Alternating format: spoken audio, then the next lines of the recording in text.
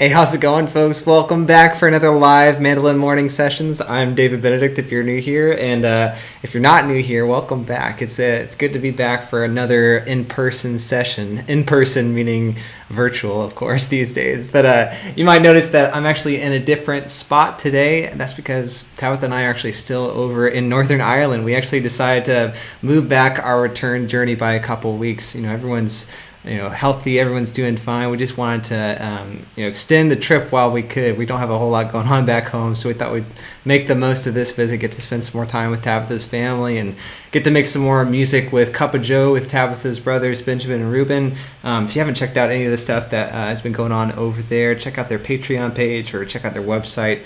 It's hard to believe we actually just released a record with Cup of Joe just a little over a year ago. I remember really vividly last year we did this big tour of Scotland and England in January before we'd even heard about COVID or anything like this, and had a lot of fun playing at Celtic Connections, getting to hear folks like Bela Fleck over there. It was just a really good experience, but sadly that was the only tour we got to do with that record, so we're pretty antsy to put some new music out there for people to listen to since it's been a little while. But yeah, so it's great to have a little extra time here in the North Country, as they say, on the Emerald Isle, and we got to be here for St. Patrick's Day, which was kind of novel. I've only been here once before for St. Patty's Day. We didn't get to play as much traditional Irish music as I would have liked to, but that's something that I love doing, and I need to get more into, honestly. But where are you folks coming from today? Let me know in the live chat here if things are coming through loud and clear for you, where you're coming from, what you've been playing, and you guys know how this works. We'll just be kind of hanging out. We'll be talking about mandolin stuff for a bit. We'll be playing some virtual tunes together, checking out what's been going on over on Patreon as well. And that might be kind of a good segue to talk about some of the recent videos that we've been putting out on YouTube and on Patreon. Check it out over here.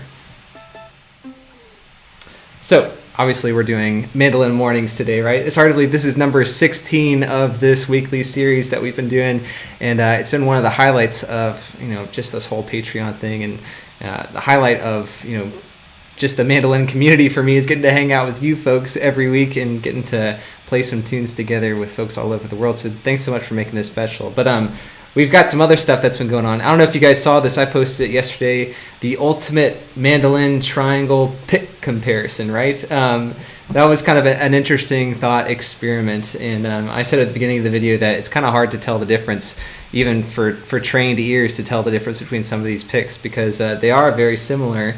And it's cool to see that even though there are a lot of different options, that you'll pretty much be fine with any of those picks. And I've actually been talking about how I love this $2 Golden Gate Clown Barf pick. It's I think it's called an extra stiff pick, and I know they sell this over on the Banjo Bin website. I noticed recently that they might be sold out just because there's been a big surge in popularity for this one.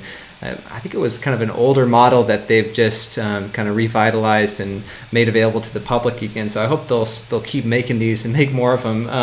But let me know in the comments here if you guys saw the video, if you had any favorites of the pick group that you heard there. There are lots of cool ones, lots of different ones too. I think maybe the most different was the ProPlec pick, because the ProPlec just has such a rubbery, tacky feel to it that was a lot different than the other materials that the picks were made out of in that testing group. So that one has a really dark tone if you're looking for something along those lines.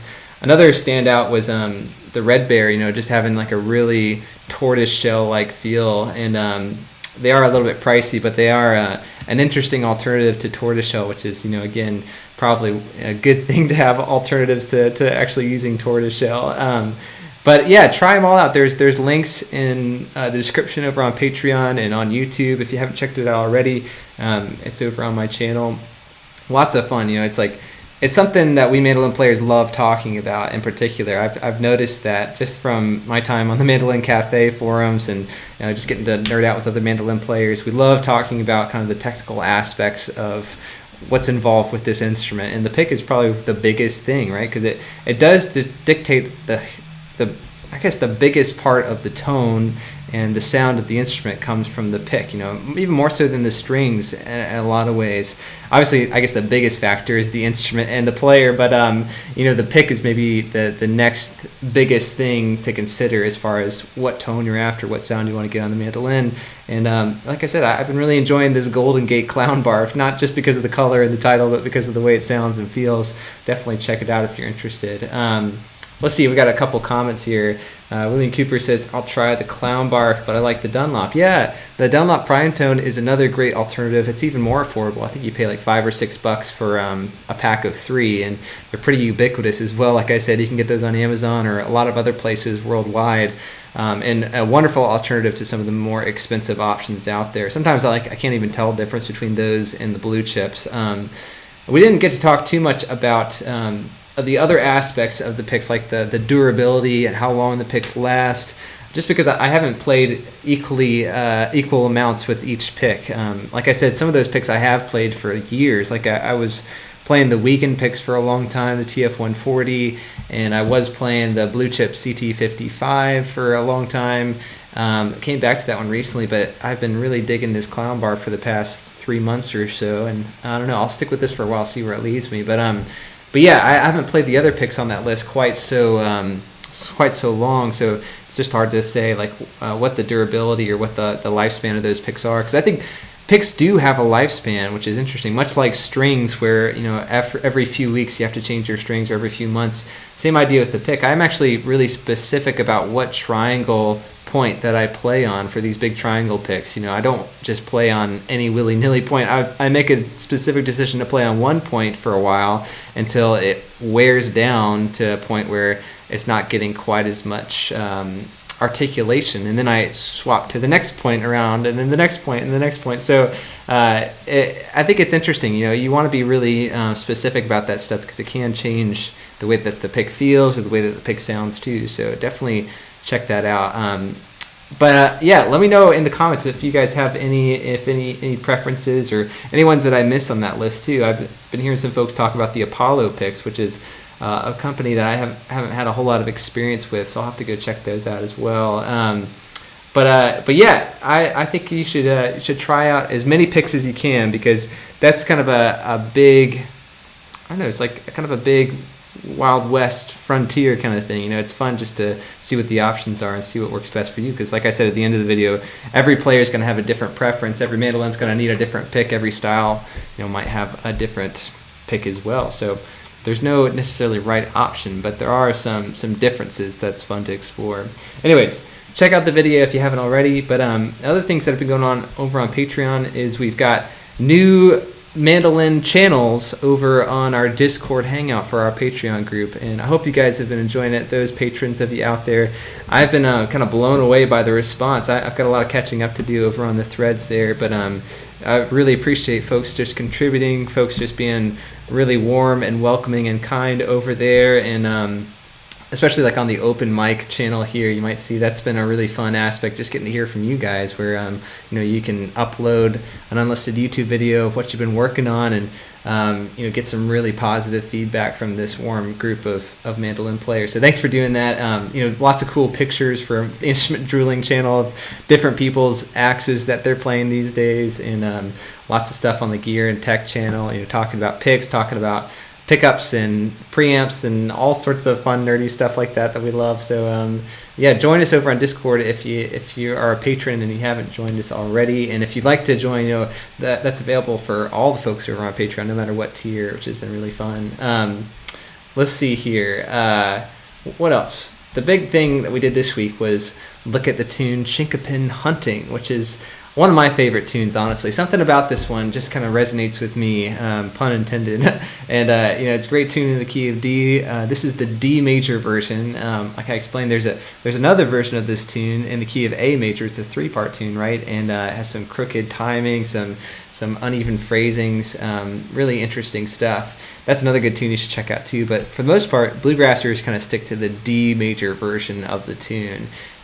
So that's what we looked at in this video here, and we looked at how to play the melody in a couple different octaves, right? That's been a fun thing to think about. I've only been doing that for maybe like the past 4 or 5 years, is taking these tunes and seeing how they work in different octaves. And this is a great example of how you can do that, because the A section works really well, like in the original octave here. But it also works great in the first position up the octave, right?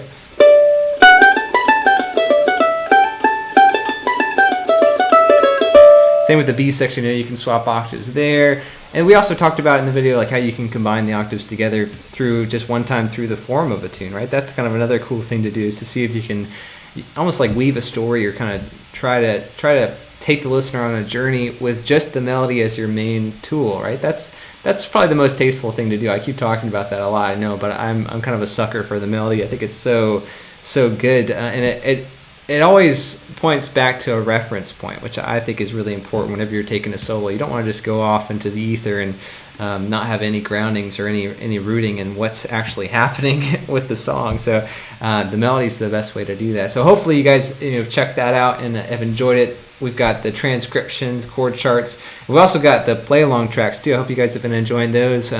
Me and Tabitha have been kind of laying down bass, guitar, banjo, mandolin for all these tunes at a few different speeds, and those are the same recordings that you're hearing on the lesson videos. But anyways, that's a big overview of what's been going on over on Patreon. We got lots more. Got a couple more tunes that I'm excited to share in the next week or two. We have a beautiful waltz called Midnight on the Water. You guys might have heard that one before. I know John Reichman and Sharon Gilchrist with their record with Scott Nygaard. They have a beautiful version of that one. I love John Hartford's take, and Jay Unger, all sorts of cool stuff. That's one that we're going to be looking at really soon as well, which is exciting. And we're also looking at the classic traditional kind of beginner song I Am a Pilgrim that Doc Watson did, and a bunch of other folks, and we'll check out how to develop a simple tune like that to make it sound really interesting. Not necessarily make it difficult, but to just change things up and to spice things up a bit here and there. So that's what's coming up in the next couple weeks here. So stay tuned for that. As always, you can subscribe to get regular updates on all the videos that we're doing here on YouTube. And if you want any of these transcriptions or play along tracks or other stuff, just check out what's going on over on Patreon. There's a link in the description to this video here. But anyways, let's check out a couple other things that have been going on in the mandolin world. First up, here on the Mandolin Cafe, I don't know if you guys saw this, but there's been some new music from the electric mandolin player Alex Heflin. He also plays Collings, I think MT, I believe, or MF, I believe. Really awesome mandolin player who does these really crazy cool split screen videos of him playing different instruments and doing cool covers of sitcom music or video game music and all sorts of weird stuff like that. And I've just been listening to this a bit before the stream here, and I'm really excited to give it a full, thorough listen, because it's really unique. If you guys have heard the sample track here, you'll know what I mean. It's funky, right? It's almost like Wolfpack with mandolin in a cool way. Like drums, electric bass, electric guitar, keys, all sorts of interesting. He even says these pieces are more modern funk, like the track Guest Room, which features Jordan Rose on drums, Dick Campbell on bass, Steve Watkins on organ. The mandolin's kind of like the main feature of the record. So definitely check this one out. Room for Everyone. You can find it on the Mandolin Cafe, or you can also support him on YouTube, or I think from his website here. So definitely recommend you getting familiar with Alex Heflin's stuff here. Anyone else heard his stuff before? He also had a great duo record that I'm a big fan of, and just his YouTube channel is something else. So definitely check it out. A couple other things before we leave this scene here. I don't know if you guys saw this, but there's a raffle for a Z mandolin, which I heard about a long time ago. I don't know if they're still making these things here, but they're the carbon fiber mandolins here with that kind of the interesting F holes and the partial scroll up top.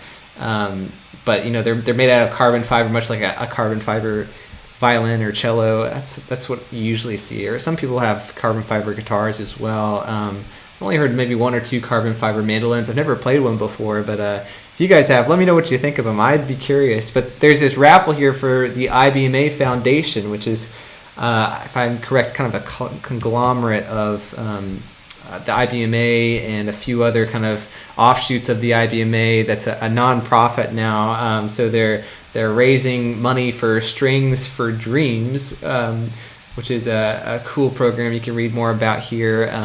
And yeah, $20 a piece for a raffle ticket. There's only 5,000 tickets sold, and the drawing is on May 14th. So I guess you have to get your tickets in before there. But interesting, yeah. I'd love to have like kind of a carbon fiber mandolin beater hanging around, right? I don't know. It's something about it. Just you probably feel safe traveling with it or taking it outside and weird weather systems and all sorts of interesting things like that. So worthwhile, worthy cause, worthwhile supporting here. And another thing is that we've got some camps finally opening up, which is kind of a crazy thing, right?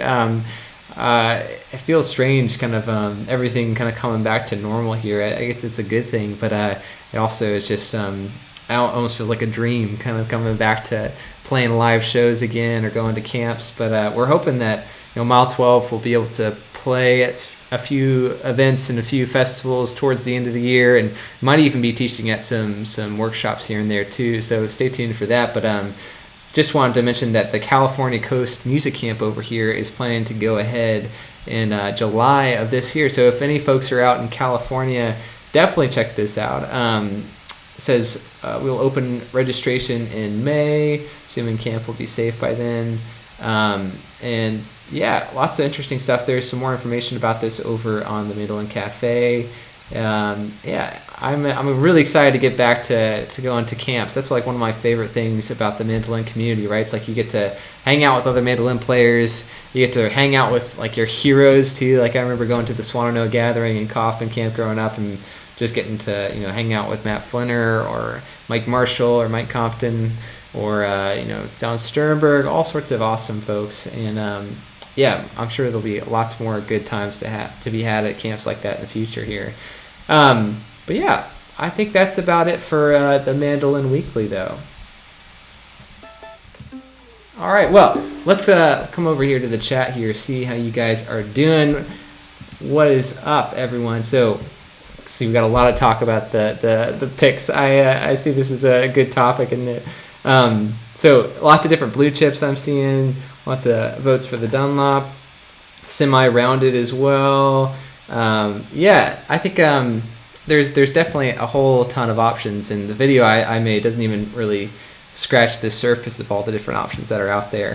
I'm hoping that we'll get to do some more pick comparisons in the future, because like I mentioned in the video too, these are only triangle picks that we looked at in this particular demo, whereas a lot of people prefer the rounded picks or the semi-rounded picks.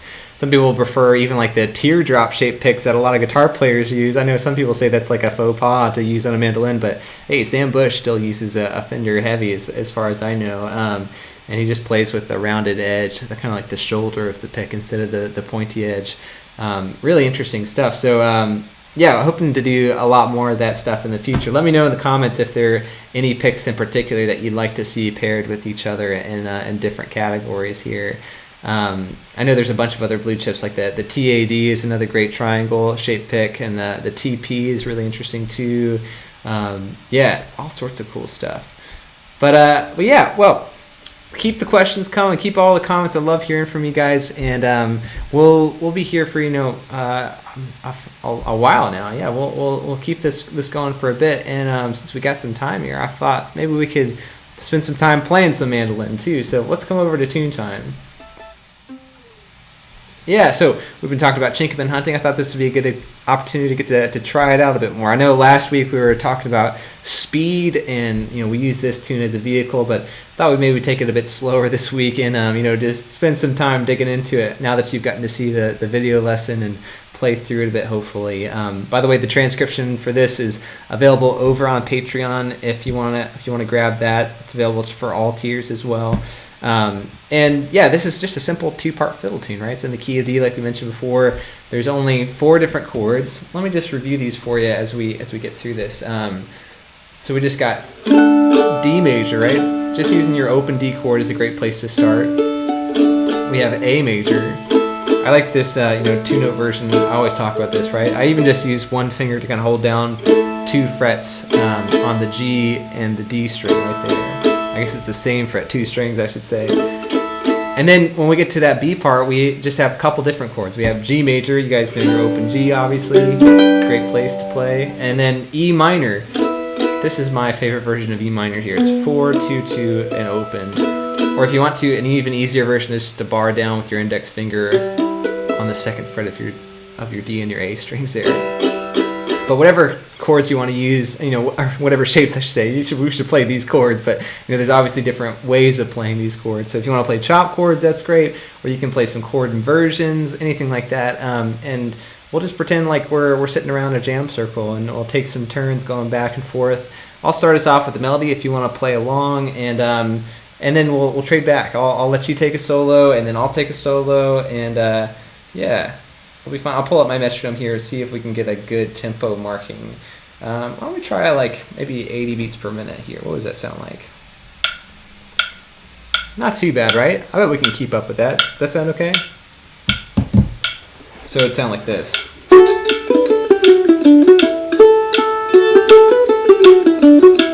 Something like that, yeah. I want to make sure that I'm actually in tune here. It's actually sunny today, which is a real rarity for Northern Ireland, so I'm sitting up in the second story of this building here, and the sun's shining through, and just waiting for the rain to start again. But it has kind of thrown my mandolin for a loop here. It's kind of weird traveling with my mandolin again. You may have seen I've got one of those Hoffy cases, which is really great for flying, and on the flight over, there was actually only 9 people on the transatlantic flight from Boston to Dublin, and just 9 folks.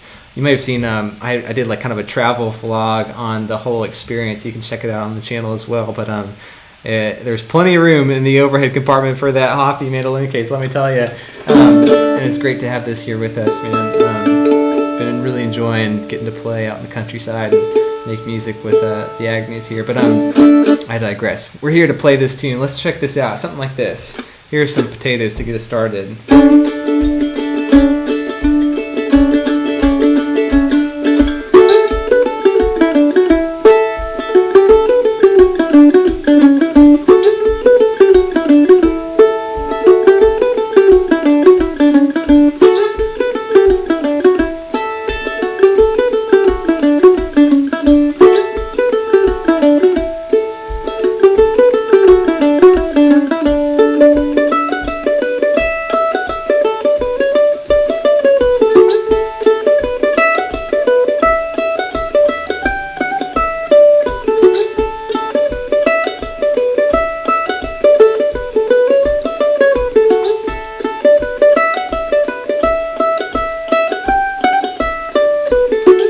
Your turn. So we're going back and forth between the D and the A.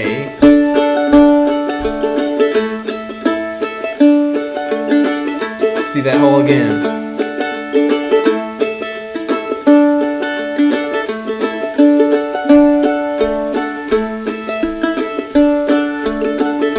Now onto that B section here.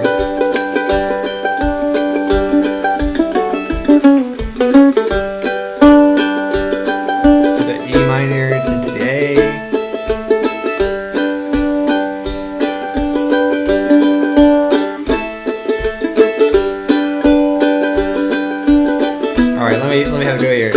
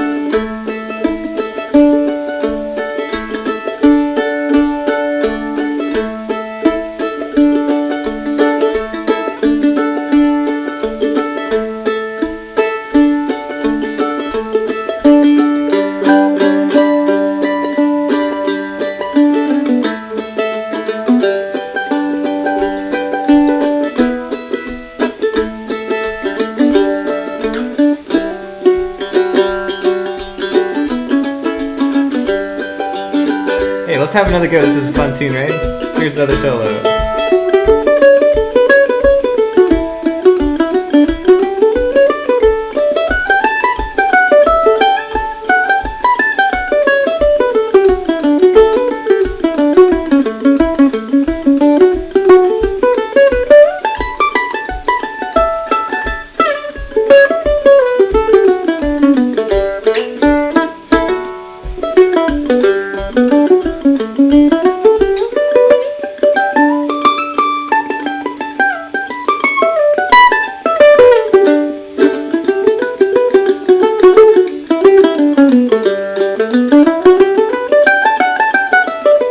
Your turn.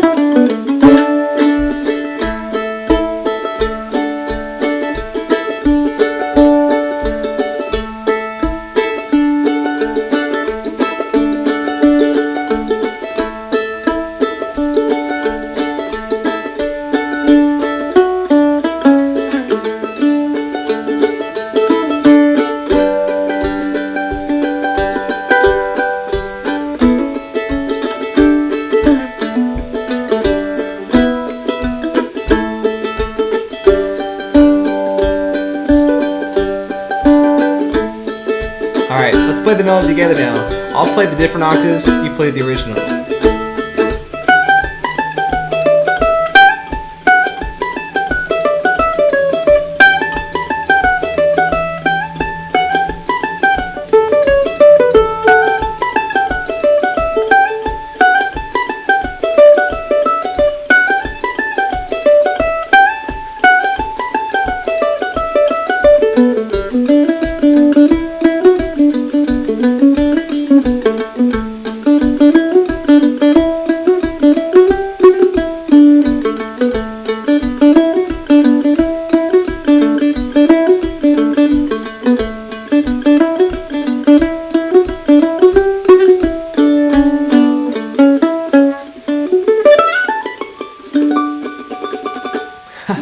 Nice work, folks. Chinkapin Hunting. Can't beat that tune. Man, so good.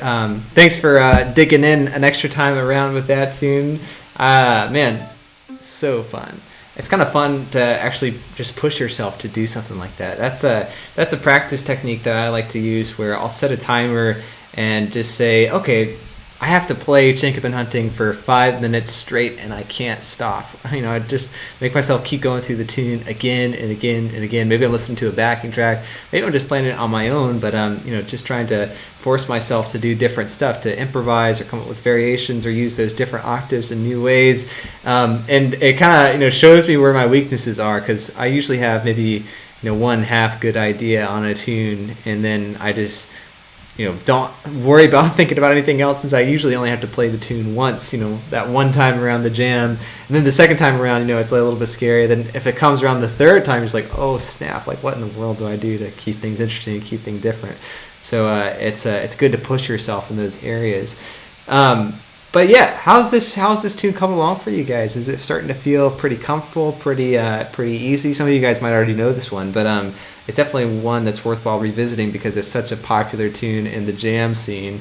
And not too many folks don't know this tune these days, I would say, just because there's so many great recordings out there. Like I mentioned, you guys know that new Primitive record from Adam Steffi, right? That was a big proponent to this tune becoming more popular. But also David Greer's recorded this. Nate Lee too. We were talking about Nate Lee earlier. Nate's awesome, killer mandolin player from Nashville. He's got some great teaching resources online too, and one of the most effective and kind teachers out there, I'd say. But yeah. Oh, we'll see. Let's coming back to the chat here. Jacob Mathis, what is up, my friend? I hope things are well. Yeah, you recognize this room. I think I've been in here with you one time. Man, there's actually, I think, some original artwork somewhere around here, if I'm not mistaken, from Jacob. Jacob is the amazing artist that designed all the illustrations for my Patreon page. He's done some great work for some different artists. Definitely check out his stuff. Hope things are well, man. Let's see. What else we got going on here? Got folks talking about carbon fiber mandolins. Got some ideas for CF mandolin to match. Yeah, that'd be nice. Blue chip picks. Awesome. You guys are really digging in there. See, Timothy Anderson says I've been using the new D'Addario Kasian pick, good feel and dark tone. Yeah, I haven't spent as much time with that one as I'd like to. I am a little worried about them because I know it's made out of kind of more organic material. Someone was telling me that it's actually kind of linked to dairy product in some weird way. It's very kind of I don't know, maybe biodegradable is the right word. So I've heard some stuff from different folks about them not lasting very long, either breaking or warping because of the moisture or the heat from your hand. So that would be my only kind of reservation about the new D'Addario one. But yeah, interesting stuff. I don't know if you guys checked out that Hints pick as well. I don't see too many people playing that one. I know Magnus Zetterlund does play that one. You guys know his stuff from the Mandolin Secrets channel here on YouTube. Really amazing mandolin player, great teacher as well. And I was talking to another guy who works with Magnus, Hayes Griffin. I don't know if you know Hayes. Awesome guitar player, mandolin as well. He's been using the Hints picks too. I'd like to spend some more time with those just because they're, I think, a little bit more unique in some ways. They're almost like a cross between the textured Delrin plastic and the kind of more slick blue chip style plastic, like a Vespel kind of quality. I've learned more about plastics through that video than I ever thought I would before. Still don't really know too much, to be honest, though. All right, well, what else is going on here? Brendan Costa, have you heard about Pava's new Mandolino? Can't wait to see what people will do with that new instrument. Mandolindo. I haven't actually heard of that. I'll have to go check it out, Brendan. Thanks for suggesting. Pava's got some great stuff. Nate Lee actually plays a couple of Pava mandolins. Really, really great instrument work. And I'd love to, spend more time with one of those, honestly. I wish they made octave mandolins. That would be pretty epic. I've been kind of on the hunt for an octave mandolin, and don't know when that'll happen. I think we'll probably buy a house before we buy an octave mandolin, but if push comes to shove. But yeah, I'll have to check that out. Thanks for the recommendation, Brendan. So talking about Chinkapin hunting, yeah. So Sindai77 says my band plays Chinkapin very often. That's really cool, man. It's one of those tunes that I like to call at the jam. It's kind of like my go-to. I think it's always good to have maybe like 5 tunes in your back pocket where you're just like, okay, I'm ready to go at a moment's notice. I can play these tunes. I have some worked out ideas already, or I've transcribed some solos for these tunes and learned the melody in different octaves, and it really just kind of feels comfortable and it feels ready to go. So, having a tune like Chinkapin Hunting right there at a moment's notice is going to be great. Let's see. Clifton Painter says, what was the tune used in the pick video for the melody test? Yeah, it was Big Scioto. Thanks, Sendai. Yeah. Yeah, that's one that we've been looking at on Patreon in the past couple weeks here too. That was like one of the first tunes that I felt super comfortable on, like I was saying. It just kind of, I don't know, I spent some time just really working it out and felt like I had a deeper ownership of it than I had with other tunes in the past. And since then, it's kind of like solidified that 5-step fiddle tune approach that I was sharing a few weeks ago on Mandolin Mornings, where you spend some time learning the melody and the chords. Obviously, that's the first step, but trying to learn different octaves would be the next step, or learning the melody up the neck, and then transcribing like a solo from another player. Like I transcribed Sam Bush's solo from that tune, and then also trying to write your own solo for a tune like that. That's something that not a whole lot of people talk about. I wish there was more discussion on that, because that's a hard thing to implement, right? I find it's really not very enjoyable to sit down and just write my own solo for a tune. But in some ways, I think it's probably the most valuable thing to work on. I think, like, as musicians, or just as humans in general, usually the thing that you feel the most resistance to actually start doing is maybe the most important thing to actually do. Like, I feel the most resistance about composing and about like working out my own solos and transcribing other people's solos, just because I know it takes a lot of work, and it does seem a bit open-ended sometimes, where you're not exactly sure where the stopping point is, or what's good or what's bad, how to quantify or qualify, all that stuff. So that's something I'm trying to spend more time on, because I know those are the most enriching experiences in music, where you're really taking all that information and you're making it your own. I think that's where you kind of discover your own musical voice a lot more. So I can't recommend it enough, trying that out. Check out the Big Scioto solo from that video too. It's from like that ancient split screen video of Babyface David playing it with guitar and mandolin. That's been a fun one. I recommend you guys maybe try and write a solo for Chinkapin Hunting if you want to. That's another good candidate for a solo option. You know, even transcribing like what Nate Lee or Adam Steffi do on their recordings. That would be another really beneficial thing to do, because you're getting inside another player's head and you absorb stuff subliminally. I can't even say that word, subliminally. Whether or not you're realizing it, you're absorbing up their musicality, their musical ideas, and you're just learning how to play along with other great players, which is such a good idea. So let's see, a couple more comments here. Larry Johnson, what's up, JR? It's good to hear from you, man. I've been searching for an octave too. That's great. Yeah, there's some really good options out there. I know Northfield's got maybe the most affordable, most kind of best value option out there these days, it seems like. But there's if Jacob Mathis is still here, I forget the name of the luthier that built Jacob's octave. He's got kind of like a bouzouki style octave from a great builder in Scotland, JJ Ryan, I think. Is that right? She's an awesome luthier from what I've heard. I'd love to, get my hands on one of her octaves as well. Jacob's been playing one and kind of singing some more Irish trad stuff as well. And Jacob can do like, the jig picking style while he's singing like these really verbose lyrics of story songs from, the British Isles over here. It's pretty amazing. Definitely check out his stuff. But there's all sorts of other stuff too. You see like Sarah Giroux playing the Fletcher Brock one. And then I think Sierra Hull has a Weber octave, but she also has been playing one of the Clark octave mandolins, which is another cool kind of like arch top style guitar body shape.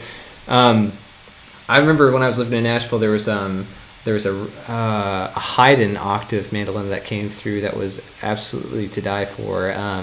And yeah, it was just so good. I'd love to get my hands on one of those. Haydn really makes some incredible mandolins. I'd love for Oliver Pitius to make some. I don't know if he has before or not, honestly. I know he's made some mandolas. In fact, I was actually talking to a mandolin friend about this mandolin recently and about Oliver's stuff. Oliver actually built a lot of mandolins a long time ago, and his mandolins have been featured in some really cool stuff like that. Alison Krauss record, So Long, So Wrong, which a lot of people say is like one of her best records. I would have to say that. It's one of my favorites, honestly. It actually won the Bluegrass Grammy back in, when was that, like 2000 or 99, something like that. It was later, I don't remember. But there was both an Apitius F5 mandolin as well as a mandola on that record, which is kind of a cool thing. Adam Steffi was playing an Apitius at the time. And Dan Tominski is still playing one of those as well. You can hear, I think his Apitius is on his most recent stuff too. He's got one of the X-braced Apitius mandolins that Oliver's been making recently, which is pretty cool. But tons of great octaves out there, and yeah, if you guys, if anyone has a spare that they would be willing to let me borrow, I wouldn't say no to that. But yeah, we'll see. We got some more discussion on different instruments. We got tenor banjo from Ron Hall. What's up, Ron? Hope you're doing well. That's another cool topic. That's similar to octave because the spacing is very similar too. Where you usually, like on the octave and the tenor banjo, you tend to like finger one finger per fret. So like you play that tune, Chickabin Hunting.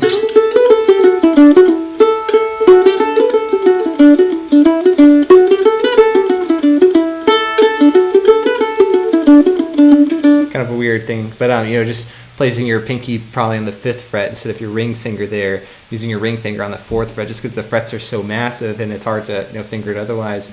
That's the way most people do it, I would say.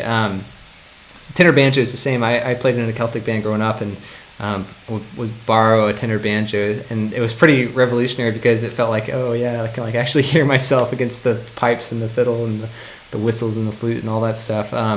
So I know there are a couple tenor banjo players out here. I don't know if James is hanging out. I know our friend James from Portland, Oregon, he's got one.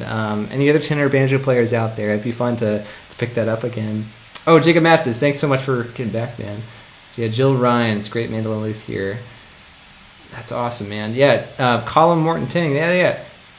That's right, I forgot. Colin is another great mandolin player from the UK. He's up in Glasgow right now, and he was on Mandolin Mondays maybe last year, I think, if I remember right. But Yeah, awesome young mandolin player, and I forgot he played one of Jill's mandos. That's pretty cool. Dave Klatt, what's up, man? Yeah, I forgot you're the tenor maestro. That's great, man. I hope you've been picking some more Irish tunes, as they say over here. Speaking of tunes, we should get back to some picking over here. Let's see what we got. I figured maybe we could play. What else could we play here? I'm scrolling through my tune list.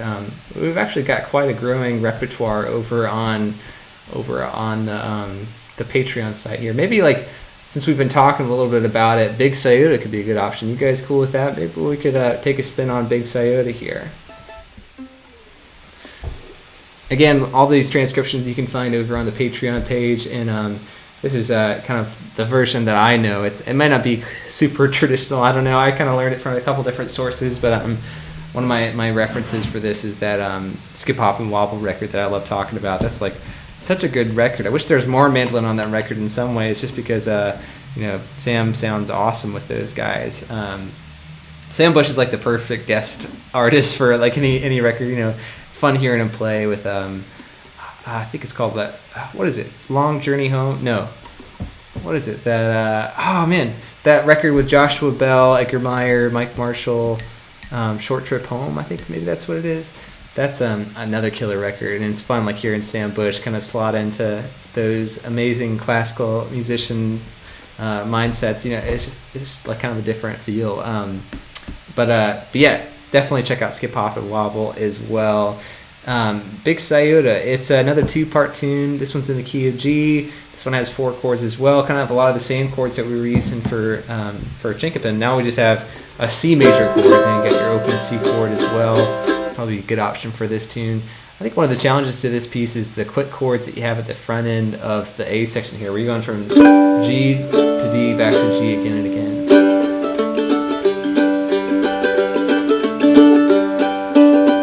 It just kind of you have to stay quick on your feet, so to speak, in order to get those chords in time with the chord progression there. I think the temptation is just to hang on to the G chord and not play those D chords, but if you can, might as well play those Ds, because it really lines up with the way that the melody is kind of displaying the harmony there. Apologies again. The weather is throwing me out of tune here. And then another weird thing about the chords is that on the B section, like I mentioned in the lesson video, the chords happen in uneven places, I guess you could say, right? Where you've got the D happening on the second measure of the B section that lasts for 2 measures, and you think, okay, like maybe I'll hang on to a D for 3 measures just to finish out the 4-measure phrase on that third line there. But no, we have the C chord that's happening on the 4th measure, hang on that for 2 measures, then we have a quick E minor, quick D, which lands us back to G at the end. I think that's a little bit better. We'll see. Maybe we could try this one just a hair bit faster if you guys are cool with it.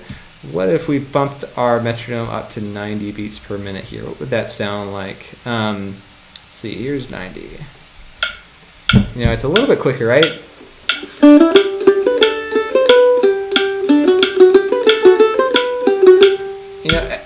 It's kind of like we were talking about last week on the session where we were discussing tempo and how to keep up with things.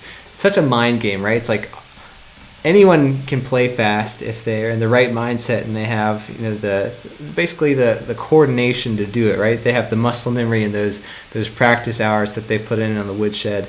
But the best thing to do is just to put yourself in situations where you have to play fast. And obviously you don't want to like do yourself any physical harm. If you're feeling tension or pain, then that's a good sign to stop or to slow down. But if you're not putting yourself in those uncomfortable situations where you have to sweat a bit, then you won't be getting as fast as you want to. Not that you have to play fast all the time, but my goal as a mandolin player is to not be limited by physical things like that. I don't want to be limited by the tempo and how I can participate in music. I feel like music is a huge part of my communication ability. Like as a musician, I feel like the more people I'm able to play with, the more styles I'm able to play in, just opens up my ability to connect with other people in a cool way, or to express myself through this art.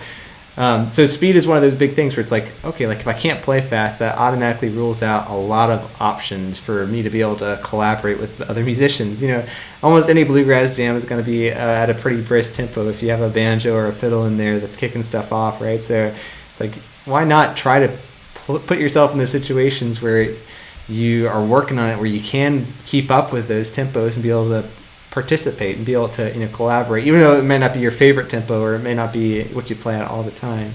And just a little disclaimer from last week here, but why don't we try that 90 beats per minute for this tune here, if you guys are up for it. Let's take a few spins on this one. Here we go. Here's some potatoes to start us off. Here we go.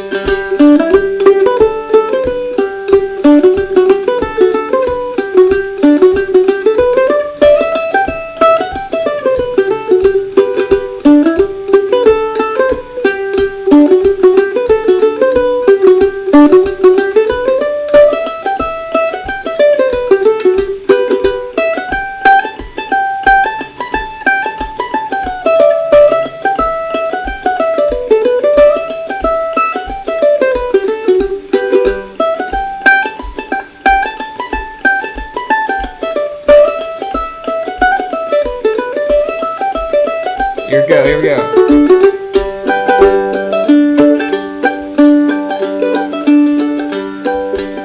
Second line here, we're going to a C chord, to a D chord, back to G.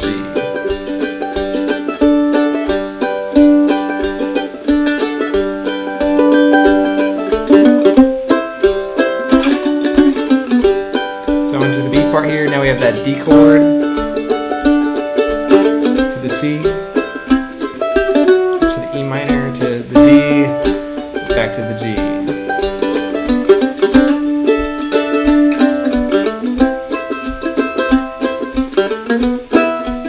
All right, here we go. My turn.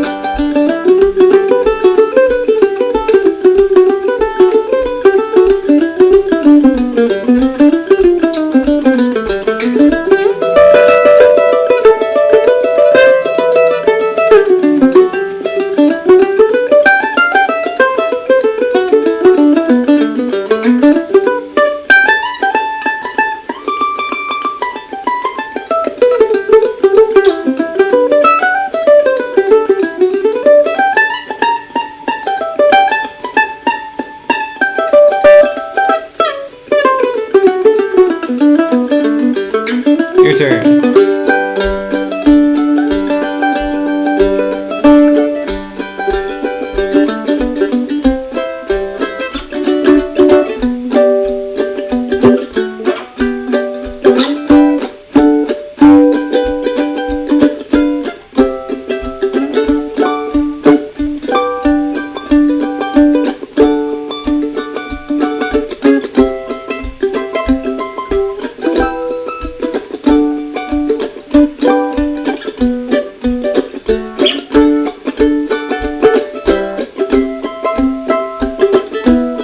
Hey, let's have another go. Let me take a solo here.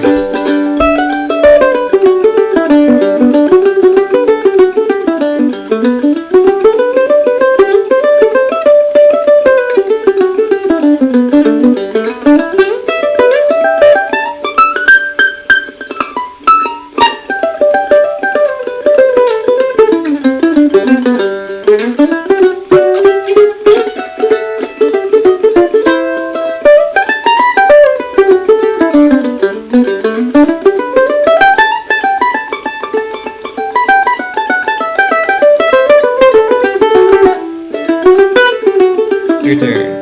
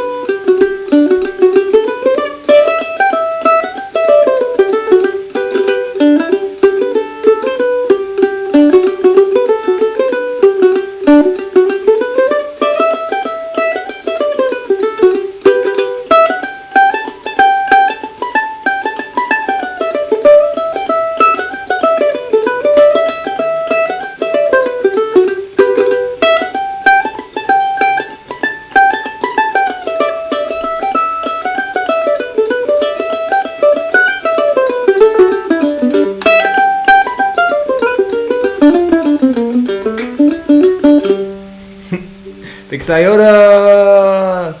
Nice work, folks. Awesome, awesome, awesome. Well, let's see. What is going on over here in the chat?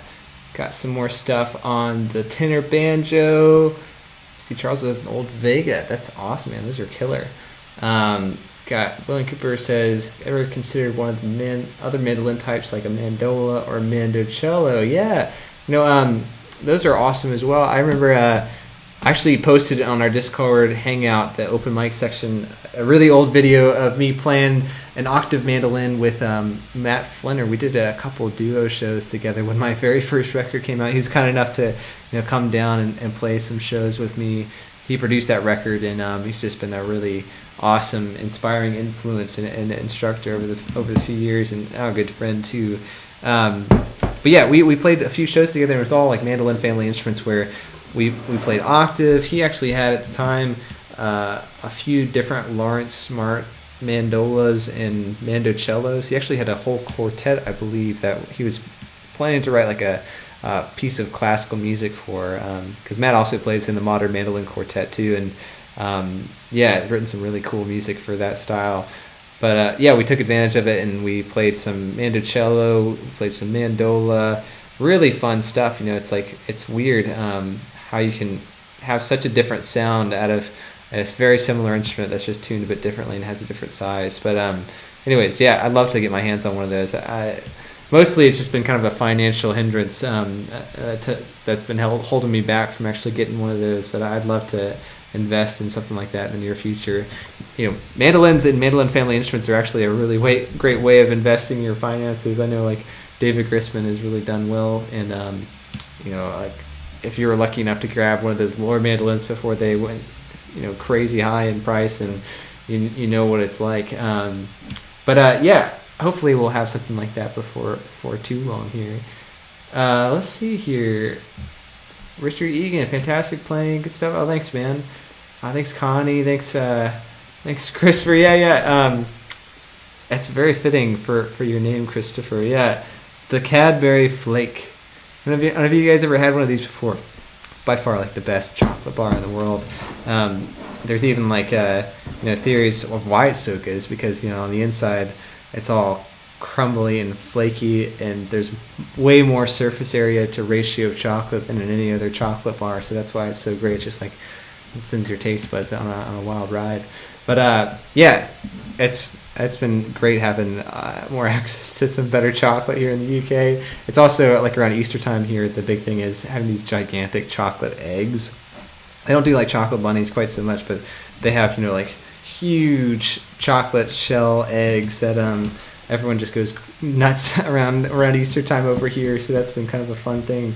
So check out the Flake if you haven't already, Christopher. Man, that's something worthwhile. Let's see here. Thanks so much, man. Appreciate it. William Cooper says some bluesy pizzazz on the solos. Thanks, man. I was getting a little off track there on the second one that I took for that tune, but I like to think that there's almost like a story arc that can happen in a jam where, obviously, like I mentioned before, you want to use the melody as your reference, but you can almost like tell a development, or you can kind of see a progression from solo to solo, where obviously you start out with the melody and you try to stick pretty close to the original melody to introduce the tune and to start things off. But the next solo, when you guys take your turn, it's your chance to start with the melody and maybe do something slightly different, like take it to somewhere new, but maybe not too far out there at the beginning.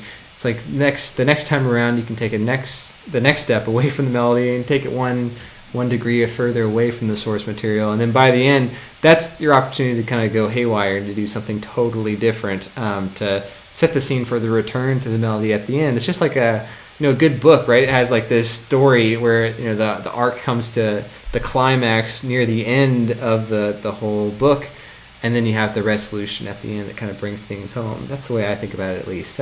Maybe not everyone would have that same opinion, but I kind of find it interesting.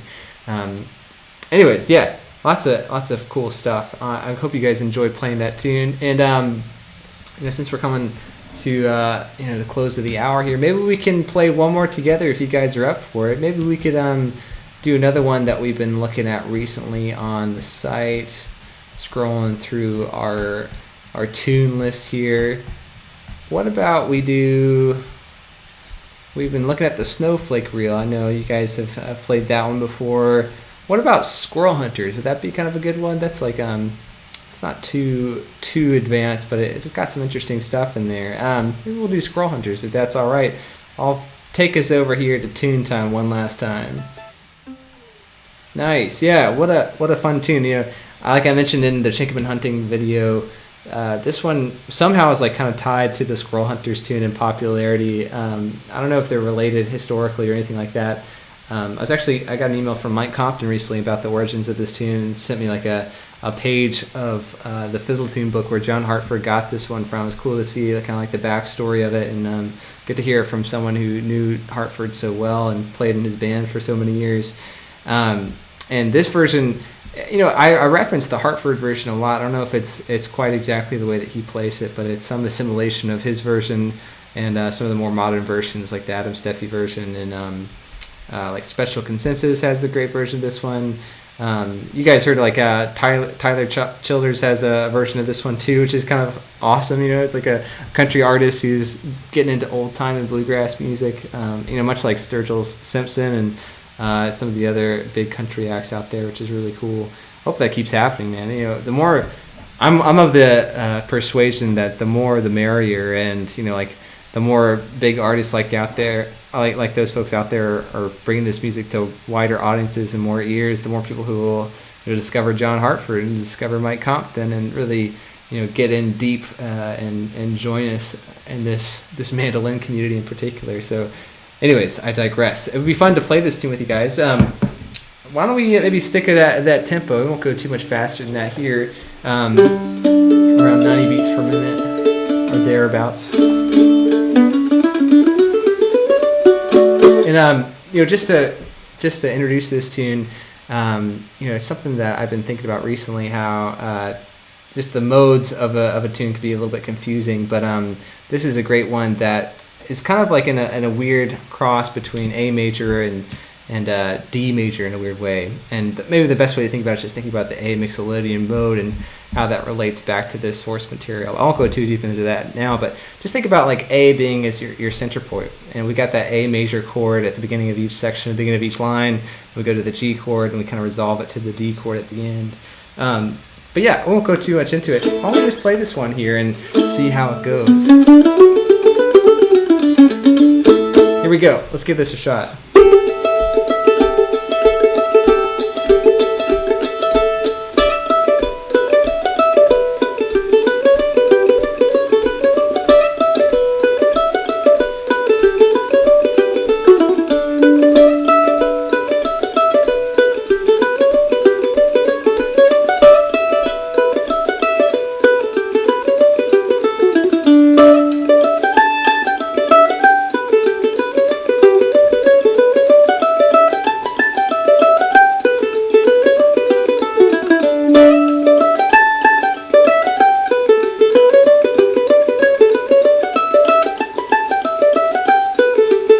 All right, your turn.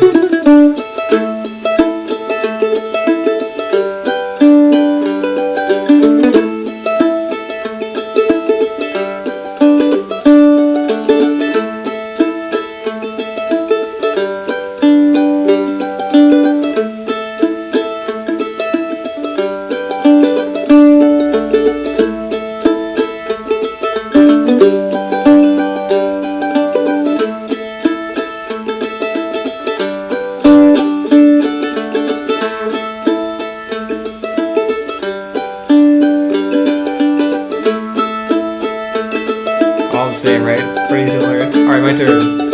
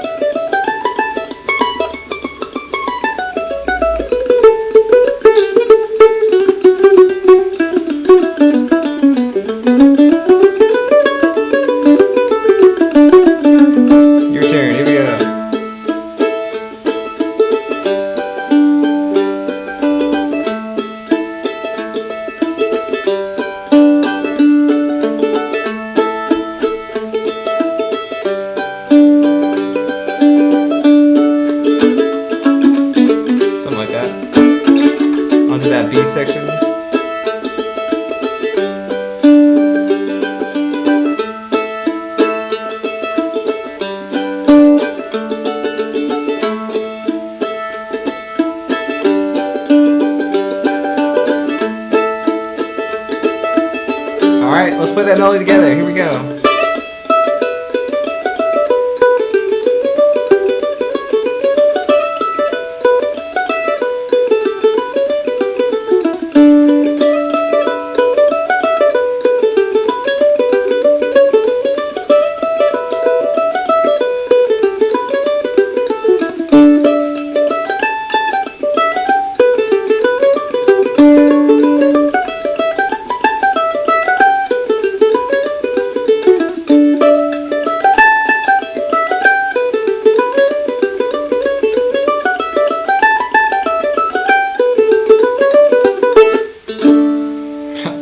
Weird, right? It resolves on that D major chord. It's so interesting.